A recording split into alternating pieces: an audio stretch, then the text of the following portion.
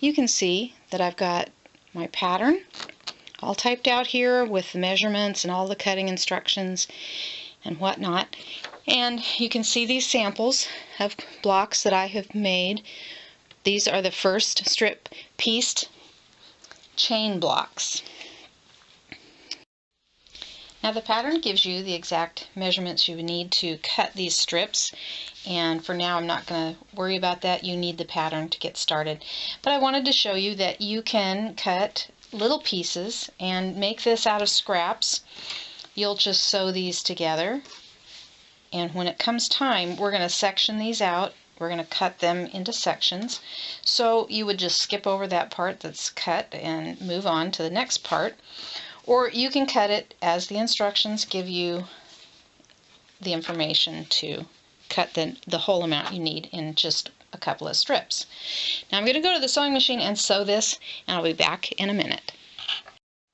I've been at the sewing machine, I've sewn this together with the scrappy piece there, and I've pressed it to one side.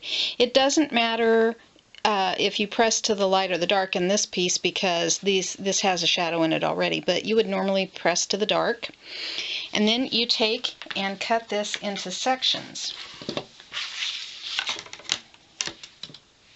And I use my seam line on one of the lines of the ruler to line it up, straighten that off, and cut into our sections the same width as the strip width.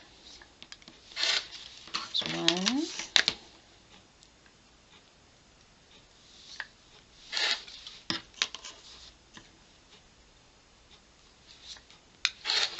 Now right here, just trim off that little bit. Throw that away, keep moving. Now you're going to take each of these and make your seams opposing.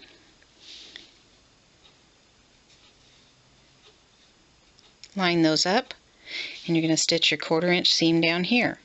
And you'll do it to every pair. You'll have 4 when you're done. I'm going to go to the sewing machine and sew these and be right back. To chain piece these. That way you can just snip them apart when you're done, but you save a little thread as you go.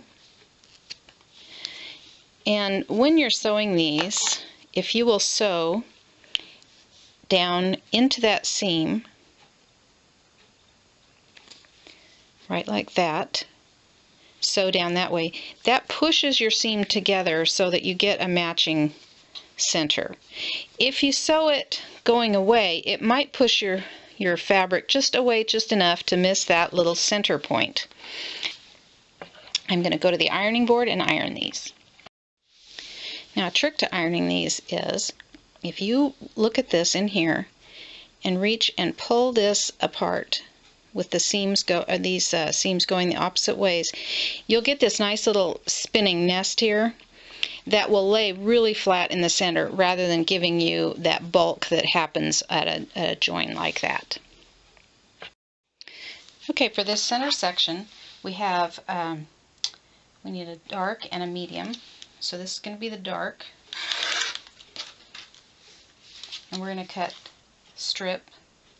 Alright, this block needs a 2.5 inch square for the center, and all you got to do is just line this up. This is going to have to be squared up a little bit at the 2.5 inch mark. Turn that around, go back to the 2.5, toss. Alright, and then we need some sections of this. This is the center piece, and we need 4 small blocks. Take the strip, line it up,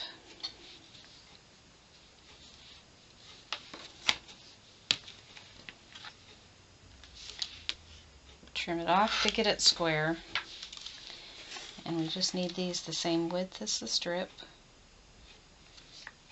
And we need 2, 4. Alright, and those get laid out like this. There. And then we need strips of medium.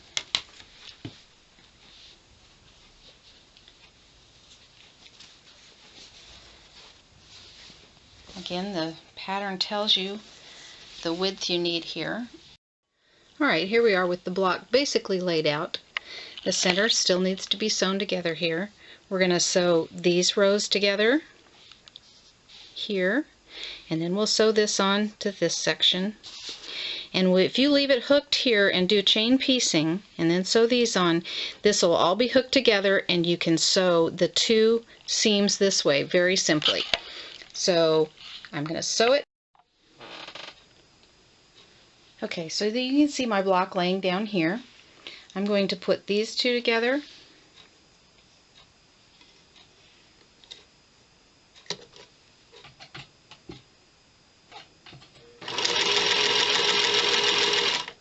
Put these two together.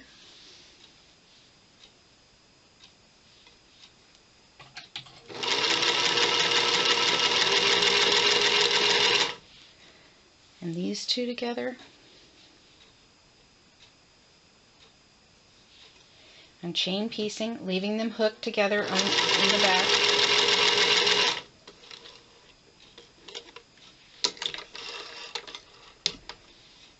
Leave it hooked together. You can just lay that down again like this. You can see that that matches up next one to the next one. You don't have to get worried about the previous seam. It's not in the way yet. You're still going to be chain piecing. See how this one lays on this one?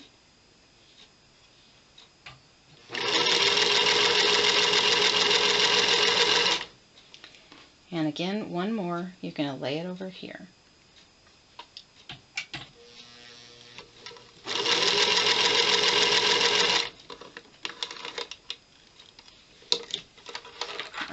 You can take this to the iron and press it open, and I would recommend that for a beginner, but I'm going to just press this over using my finger pressing,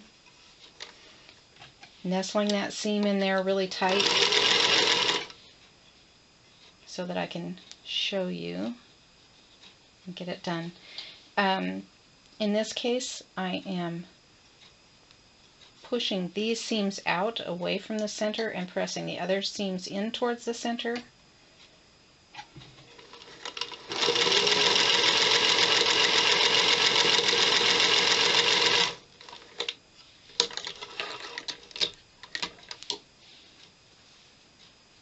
Came out pretty good. Alright, and do this one more time. This first seam, then check where it was before. This one is the one that's going up, one is going out, the bottom one is going in. Line it up.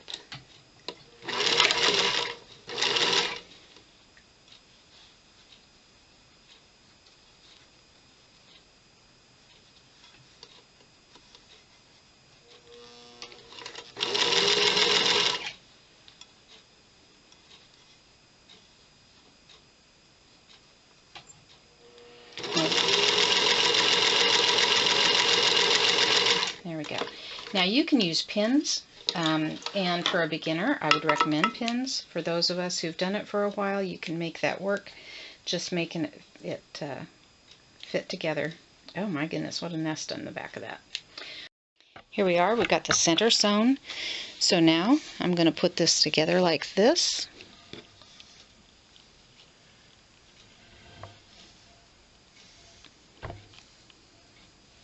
And I'm going to sew it with the same technique that I used a moment ago on the centerpiece.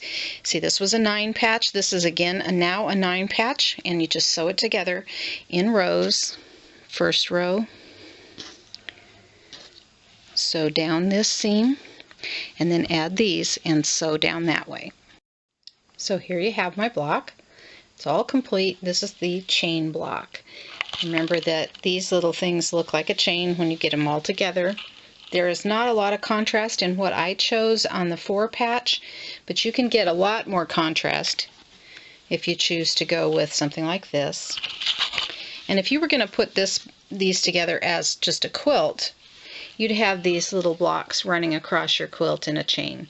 And these don't end up as big as they look right here because they end up being this size once they're sewn in and have their seam allowances and everything.